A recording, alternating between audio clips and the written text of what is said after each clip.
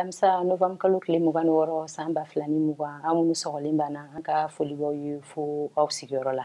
Bakuruba la an bɛna an da don kɛnɛya tigilamɔgɔw ka baarabila bolodalen na mun tun kan ka kɛ bi n'a bɔra a ma ani kafu 2021 ka ŋanaɲini ni y'aw ka kunnafoni di kɛnɛ sigilen.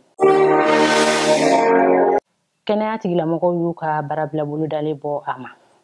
Kɛnɛya tigilamɔgɔw ka lafasali tɔn tun ye lɛrɛ 192 baarabila boloda ka bila bi araba kan novembre kalo tile 26 san 2020 tile 8 kuntala. O ye faraɲɔgɔnkatɔn ye jɛkulu caman bɛ min kɔnɔ nka fɔkabɛn minnu tɛmɛna fan fila cɛ u sera k'a to u bɛnna ko la tarataw la kalo tile 24. O de kosɔn u tun ye baarabila min boloda o bɔra a ma. Lafasali tɔn ka laɲini tun ye fɛn 5 ye bɛn kɛra o bɛɛ kan.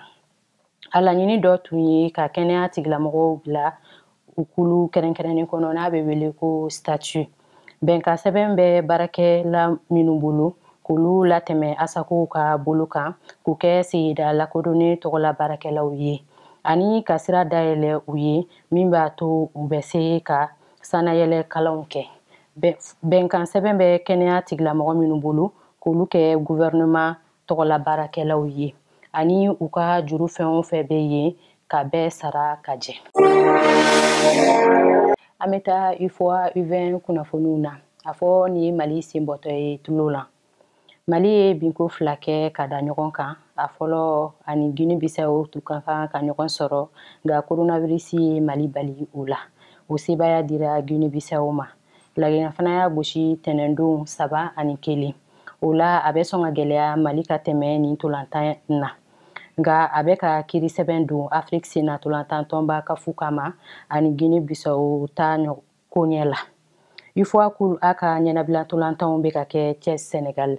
Tolantan fɔlɔ sebaya dilen don Guinée Bissau ma k'a sɔrɔ hali a ma tolantan.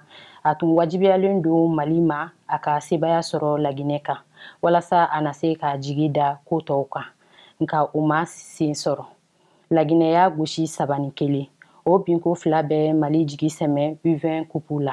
Sabula hali n'u ye sebaya sɔrɔ u ka tolantan 3nan in na n'o ye kulon tolantan tile 3nan na laban ye a tɛna se ka jɔyɔrɔ 2nan sɔrɔ bilen. A jɛlen don ko jɔyɔrɔ fɔlɔ ni 2nan dɔrɔn de yamaruyalen don ka se U20 kɛnɛ kan Moritani. Mɔgɔ caman jigi tun bɛ Mali kan o coupe la sabula ale de ye u ka coupe tɛmɛnen ta. Ni kafu sera k'a jira ko segin bɛ kɛ Mali ni Guinée Bissau ka tolantan kan n'a sera ka sebaya sɔrɔ o la a kelen kɔ ka sebaya sɔrɔ tolantan 3nan fana na o ye hɛrɛ ye an ma. Nka n'o ma kɛ nin ye tulon dantolen Mali la fiyewu. Kafu ka 2020-2021 ŋanaɲini bolodacogo.